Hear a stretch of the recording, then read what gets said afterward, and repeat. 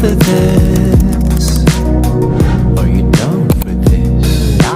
If you're in the mood, we can take it to the moon.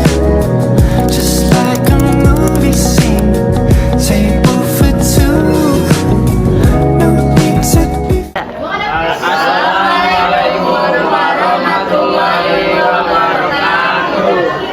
Oke, di sini kami dari kelompok 1 ingin buat tugas politik, yaitu mewawancarai calon kandidat OSIS. Tapi sebelum itu pertama-tama kita semua akan memperkenalkan diri kita terlebih dahulu. Dimulai dari Tanah mungkin ya. Halo semuanya, nama saya Mutiara Ramadhani. Halo semuanya, nama saya Mutiara Ramadhani. Halo, nama saya Dina Ramadhani. Halo, saya Dina Ramadhani. Saya Franciscus Christopher Wisla. Dan saya Valentina Nordisa Putra.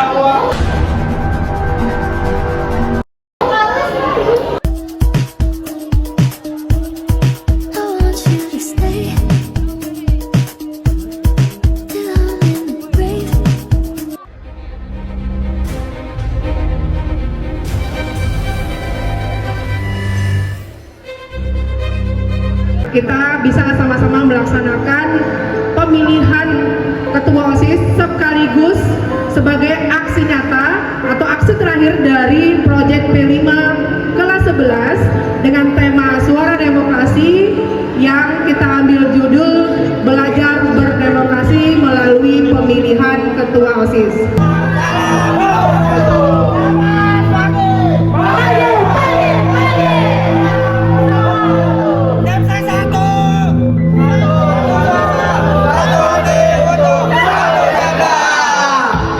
Untuk mengawali acara meriah kali ini, saya akan membuka dengan pantun.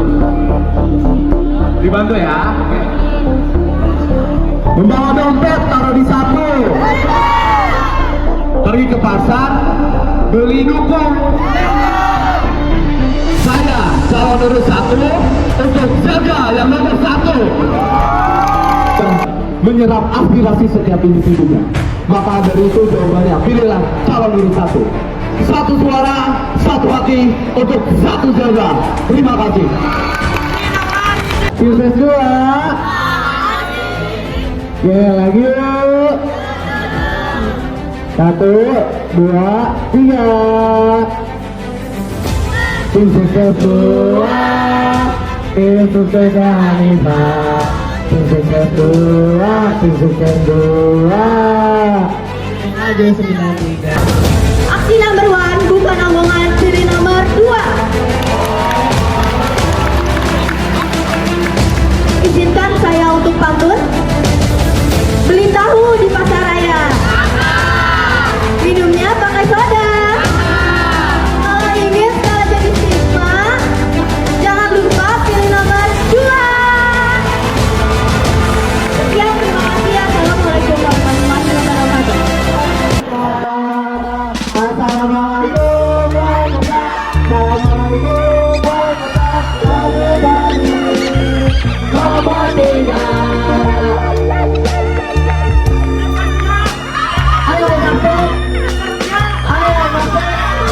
Lagi nggak perlu, udah jelas visi saya adalah kompak, beraksi, wujudkan generasi berprestasi. Respon masing-masing dari kalian ketika dihadapkan dengan suatu permasalahan atau situasi yang sangat krusial dalam suatu event. Sedangkan Anda sebagai ketua dituntut untuk bisa mengambil keputusan dalam waktu yang terbatas untuk mengatasi permasalahan tersebut. Paham? Baik, untuk kandidat nomor 1 dipersilahkan untuk menjawab. Pertama-tama saya sebagai ketua ataupun kepala, saya akan menenangkan setiap anggota saya dan berpikir secara pikiran jernih, secara berkepala dingin untuk mencari tahu sebab dan akar permasalahannya dari yang terjadi. Pertama, tidak akan panik. Saya akan menenangkan dari tim saya, dari anggota yang lainnya untuk bersikap rileks dan juga tidak terburu-buru ya. Di sini kasusnya adalah situasi genting. Situasi genting itu berarti tekanan itu meninju kita semua. Yang harus kita lakukan bukan diskusi. Ketika situasi genting, melakukan diskusi, waktunya apa? Habis. Untuk apa? Hanya untuk diskusi. Dapat gak keputusannya? Enggak. Buang waktu, tambah panik. Apa yang kita harus lakukan? Yang pasti ketika menjadi ketua, bukan ketika panik, bukan malah tambah panik anggotanya. Ketua berperan sebagai kepala dari anggotanya. Jadi posisi saya ketika situasi genting itu adalah menenangkan para anggota saya. Ini jika kalian menjabat, apakah capaian pembelajaran yang seharusnya dicapai, apakah bisa seoptimal atau semaksimal yang sebelumnya? Nah, untuk saya pribadi, saya menerapkan pembelajaran.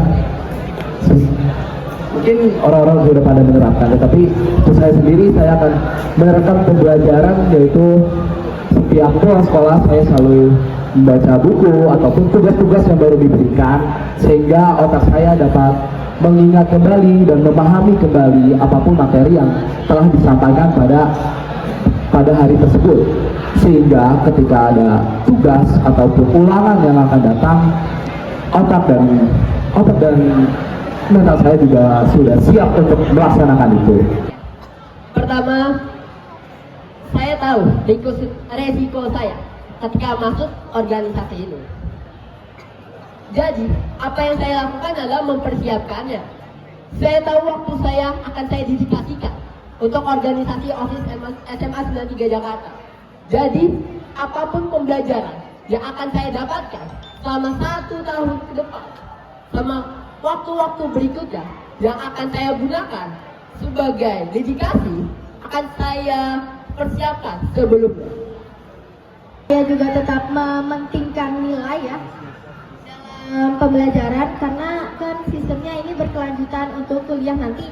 Jadi cara saya itu Bu, karena saya juga ikut les, jadi saya mempelajari terlebih dahulu Bu.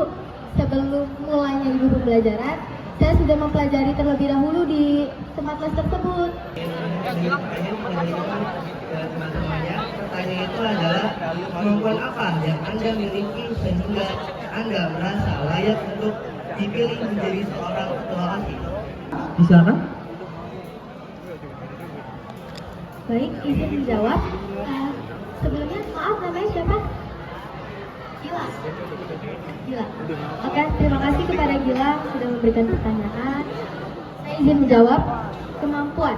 Kalau dibilang kemampuan pasti banyak kan yang terlintas. Salah satu kemampuan saya itu saya dapat berorganisasi dengan baik.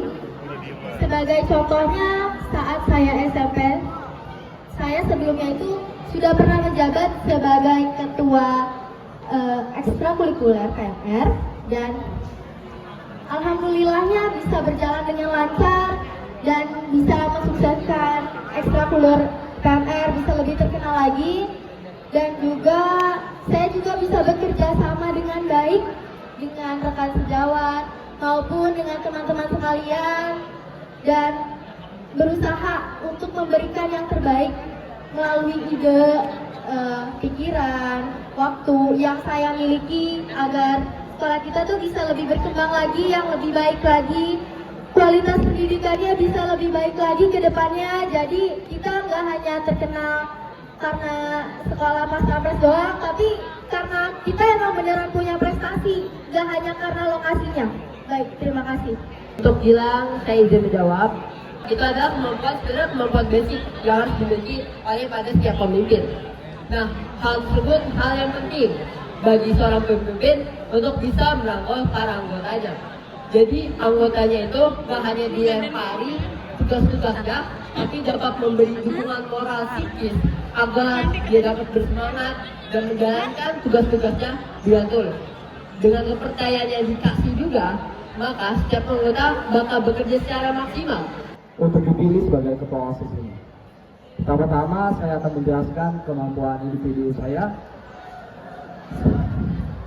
Saya berani memimpin suatu organisasi tanpa adanya ragu ataupun ketakutan yang ada di diri saya. Karena saya yakin dengan cara kepemimpinan yang saya miliki, yaitu demokratis dan juga otoriter, sangat dipentingkan dan diperlukan dalam suatu organisasi. yang tidak populer di kalangan siswa, tetapi sangat didukung oleh guru, atau program yang sangat diminati banyak siswa, tetapi tidak didukung oleh guru. Nah, mana yang akan kalian pilih dan alasannya mengapa? Terima kasih. Disetujui oleh guru tapi kurang diminati oleh siswa, dan juga program yang mungkin disukai oleh guru tapi juga nggak diminati oleh siswa. Jadi kita bisa melakukan kolaborasi antara program tersebut dengan program satunya lagi supaya semuanya bisa tetap berjalan sesuai dengan semestinya, sesuai dengan skema dan aturannya. Terus juga semuanya bisa ikut serta dalam event tersebut. Jadi gak hanya salah satu pihak aja, kita nggak mementingkan satu pihak, tapi kita juga mementingkan pihak yang lainnya. Jadi nggak ada sistem kayak memilih, jadi kayak pilih kasih gitu. Tapi kita bisa lakukan dengan caranya berkolaborasi. Raisa, bagaimana ketika saya dihadapkan oleh keputusan bahwa kita mau melaksanakan program kerja yang didukung guru ataupun program kerja yang populer di kalangan murid-murid. Nah, hal pertama yang akan saya lakukan adalah kita akan melakukan forum internal ataupun rapat pertemuan antar OSIS, MTK, dan juga guru-guru. Kita akan melakukan pertimbangan bagaimana keputusan yang paling tepat dan paling sejahtera untuk kita semua. Tadi dibilang didukung siswa, nggak didukung guru nggak didukung siswa. Tapi kita lihat lagi nih proker yang kita ajuin atau yang kita bakal lakuin, dampaknya seperti apa. Dengan cara itu kita bisa memilih apa yang bakal kita pilih. Nah, maka dari itu jangan hanya memilih proker yang banyak diminati atau semacamnya, tapi juga memilih dampak langsung dari proker yang diajuin. Itu adalah cara untuk memilih apa proker yang bakal kita pilih. Seperti itu. Sekian, terima kasih. Oke, di dalam kotaknya boleh dicoblos, boleh badannya atau intinya di dalam kotak, jangan diangkat, tapi di dalam kotak kandidat ketua OSIS tersebut. I want you to stay till I'm in the grave, till I rot away, dead and buried, till I'm in the casket you carry. If you go, I'm going too, 'cause it was always you. And if I'm turning blue, please don't save me. Nothing left to lose without my baby. Words of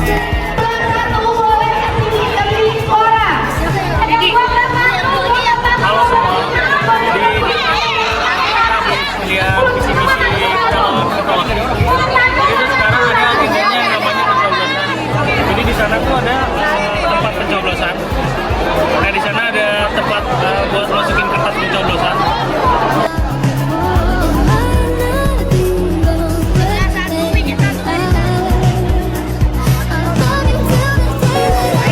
Juan, mau ngapain Juan? Mau nyoblos, kita mau nyoblos guys. Please my eyes till the day that I die. Pak, Via, kira-kira mau nyoblos siapa nih? Aduh, yang penting mah bijaksana dan tempatin sama visi misinya nggak sih?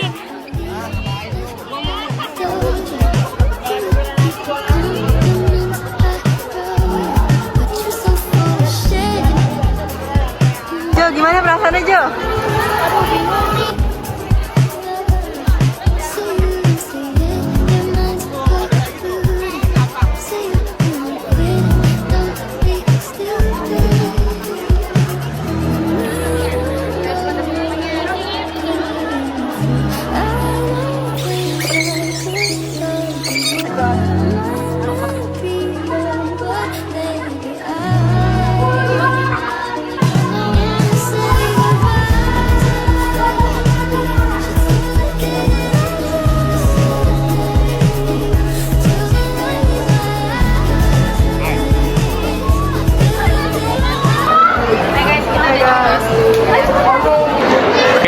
Assalamualaikum teman-teman semua. Di sini kami akan mewawancarai salah satu murid dari SMA 93, yaitu teman kami dan kakak kami. Boleh perkenalan diri, Kak? Boleh, saya Saif Muhammad Dafa dari 12.3. Oke, di sini saya akan mau nanya-nanya nih pendapat kakak. Yang pertama ya Kak, bagaimana jika kandidat calon ketua dan wakil OSIS yang kalian pilih tidak terpilih sebagai ketua dan wakil OSIS? Walaupun tidak terpilih, untuk jiwa pemimpinnya itu tetap harus ada untuk memimpin anggota-anggotanya. Yang pasti untuk yang terpilih semangat aja dan terus berkembang lah untuk prokernya ini. Oke. Sekarang yang kedua ya Kak, bagaimana menurut kakak kampanye yang diadakan oleh para kandidat calon ketua OSIS dan wakil OSIS? Untuk visi misinya itu sangat bagus dan sangat terpercaya lah untuk mereka-mereka ini, untuk kandidat-kandidatnya. Oke, terima kasih buat Kak Saif Dafa yang sudah menemani kelompok 1 mewawancarai. Sekian dari kelompok 1. Wassalamualaikum warahmatullahi wabarakatuh. Di siang ini, pagi menuju siang ini, kita mulai penghitungan suara untuk fiksasi ketua OSIS tahun ajaran 2024-2025. Kami mulai. Bismillahirrahmanirrahim. Nomor 2. Nomor 2.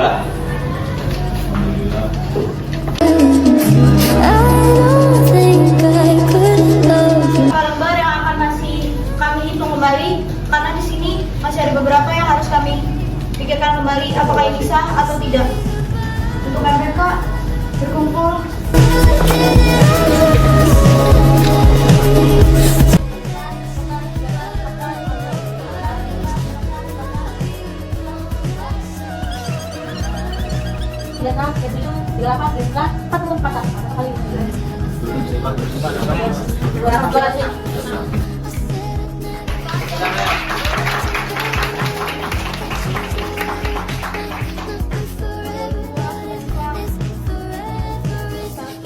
Dua, tiga.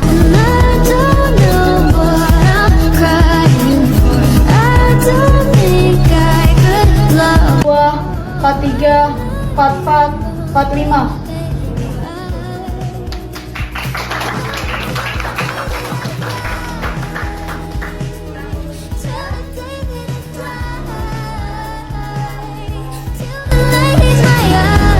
OSIS tahun ajaran 2024-2025 yaitu Aziz Syam dengan total suara 230 dengan rekannya yaitu wakil ketua OSIS yaitu Hanifah dengan total 229. Dengan ini, ketua dan wakil OSIS tahun 2024-2025 adalah Aziz Syam dan Hanifah. Tepuk tangan semuanya.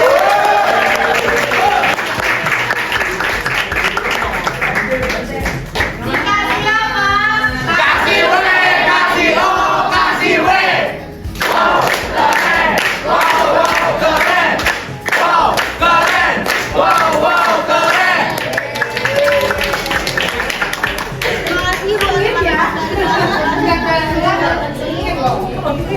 Dengan ini perhitungan suara pemilos kami tutup. Wassalamualaikum warahmatullahi wabarakatuh.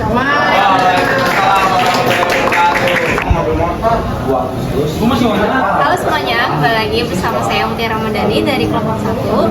Kali ini kita akan mewawancarai calon ketua OSIS nomor 2 dengan Kak Hanifah Nuratika Sani. Oke, kita mulai langsung aja ya pertanyaannya. Yang pertama, kenapa kamu mau mencalonkan diri sebagai ketua OSIS? Karena saya termotivasi dari berbagai pihak yang ikut berperan membantu saya ya dalam pemilihan ketua OSIS ini. Salah satunya itu dari orang tua saya, dan juga saya menjadikan orang tua saya itu sebagai role model.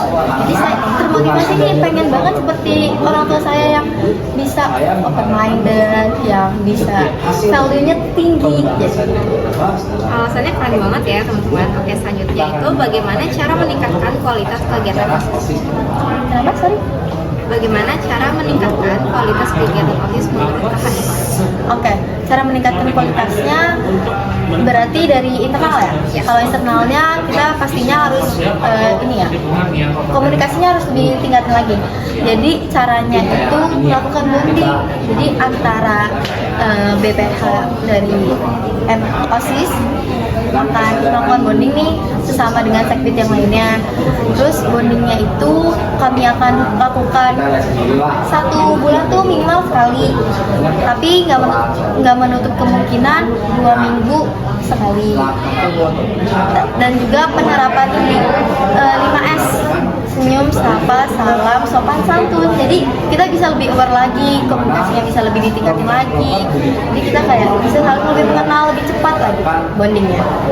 Keren banget ya. Selanjutnya, bagaimana cara mengatasi suatu masalah ketika Kak Hanifah sudah terpilih jadi ketua OSIS nih? Cara mengatasi suatu masalah pertama dengan cara mufakat, musyawarah untuk mencapai suatu mufakat. Terus kalau misalnya itu nggak bisa diselesaikan, kita akan melakukan voting. Jadi dari hasil voting itu kan pasti akan ada yang terpilih ya. Nah, tapi kalau untuk di situasi tertentu seperti yang krusial, saya sendiri akan menggunakan tipe kepemimpinan yang otoriter, yaitu kepemimpinan keputusan penuh ada di tangan pemimpin. Jadi di otoriter itu maka saya yang menjadi tanggung jawabnya gitu. Tapi itu hanya digunakan saat waktu-waktu tertentu ya, nggak setiap hari. Makasih banget ya dari jawaban Kak Hanifah ini. Makasih ya Kak. Sama-sama. Sekian. Kembali lagi bersama saya Vera Tadiamanda dari kelompok 1. Saya lagi di sini bersama calon ketua OSIS nomor urut 3. Di sini saya ingin menanyakan beberapa pertanyaan. Yang pertama, kenapa kamu mencalonkan diri sebagai ketua OSIS? Yang pasti ada motivasi sendiri untuk mencalonkan ketua OSIS, terus ada ingin berdedikasi pada sekolah. Oke, selanjutnya pertanyaan yang kedua, bagaimana cara meningkatkan kualitas kegiatan OSIS? Pastinya dengan cara evaluasi terus-menerus dari yang udah dilakuin ya. Nah, dengan itu kita tahu kesalahan-kesalahan kemarin, akhirnya kualitas dari event yang dijalani OSIS itu jadi tambah baik. Selanjutnya pertanyaan yang ketiga, bagaimana cara mengatasi suatu masalah ketika kalian sudah terpilih menjadi ketua OSIS? Contoh masalah seperti apa? Ketika ada koalisi internal, itu pasti dengan cara mediasi ya. Kita cari tahu dulu kenapa dua belah pihak ini bisa bertengkar atau berselisih. Dengan cara kita mendengarkan cerita masing-masing dari mereka, tidak cuma dari satu pihak. Baru kita cari solusi bagaimana, dan setelah itu evaluasi gimana sih caranya biar nggak terulang. Baik, makasih ya. Iya, sama-sama. Nomor 3. Betul.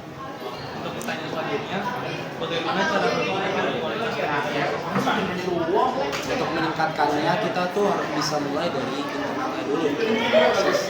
Kita lihat nih dari track record sebelumnya, angkatan sebelumnya tuh apa-apa aja yang salah, apa aja juga yang bagus. Nah, dari situ kita bisa ambil yang mana yang kita bisa terapkan di periode kita selanjutnya, dan juga mana yang harus kita buang dari periode sebelumnya. Kayak orang-orang bilang, kita ambil baiknya, pahitnya tuh dibuang aja.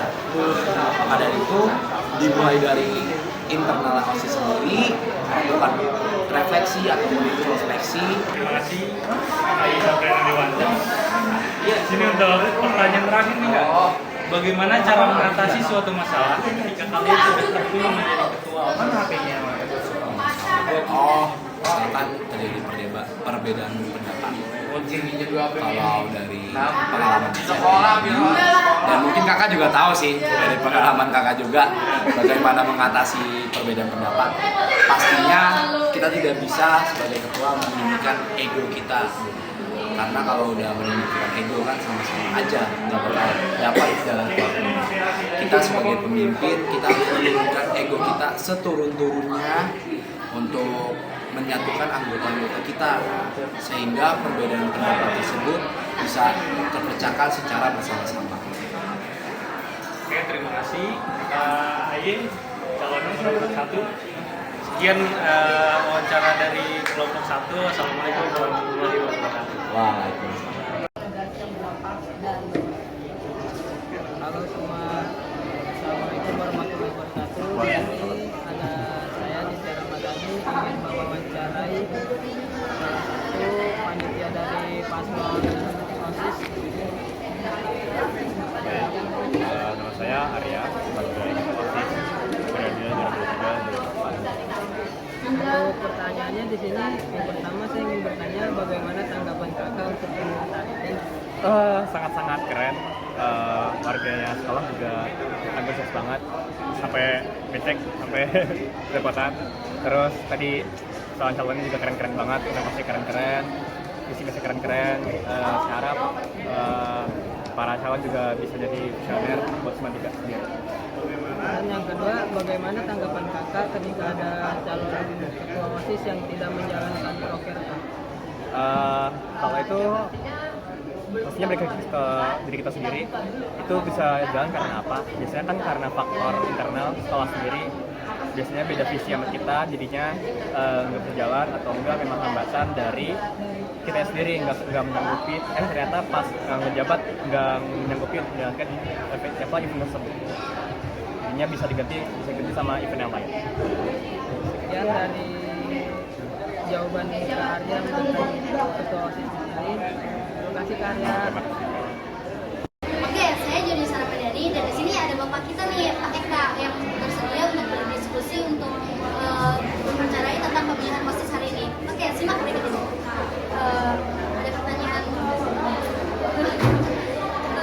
Di sini ada pertanyaan, bagaimana Bapak menilai pentingnya kegiatan OSIS dalam kurikulum Merdeka? Oke, sebelumnya kita perlu tahu ya, anak kurikulum Merdeka itu bagaimana kita bisa mencari potensi dalam diri peserta didik atau kalian.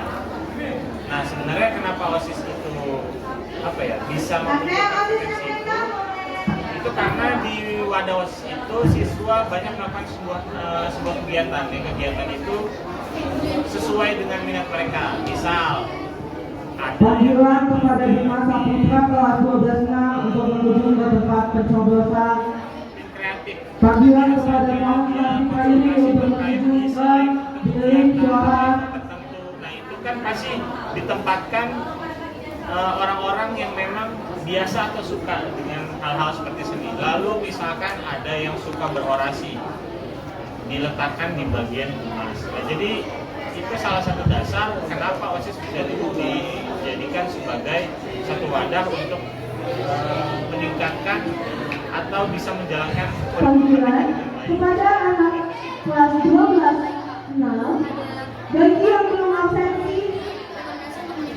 absensi pencoblosan kelas 12A mohon di bawah sekarang juga ya. Paling utama itu bagaimana OSIS harus mengajak, Joan. Kalau OSIS nggak mau mengajak, tidak merangkul teman-teman di sekolah, ya nggak akan ada partisipasi. Pada dasarnya kalau kayak kamu nih, kamu kalau nggak diajak, kamu mau ikut kegiatan apa kan tahu. Tentunya butuh dari OSIS istilahnya inisiatif untuk bisa mengajak kamu atau teman-teman kamu untuk terlibat di kegiatan. Bukan cuma hanya kegiatan yang sifatnya resmi atau biasa atau yang sering kali dilakukan, tapi kegiatan event lomba ataupun kegiatan khusus 93 perlu melibatkan kalian, bukan hanya cuma OSIS yang terlibat, supaya menggambarkan bahwa sekolah ini ya bukan hanya milik OSIS dan milik bersama. Baik Pak, itu aja diskusi untuk wawancara hari ini. Sekian dari saya Joni Saramadani. Assalamualaikum warahmatullahi wabarakatuh. Salam. Terima kasih telah menonton video ini. Mohon maaf jika ada salah kata dan salah kaprah. Thank you for watching.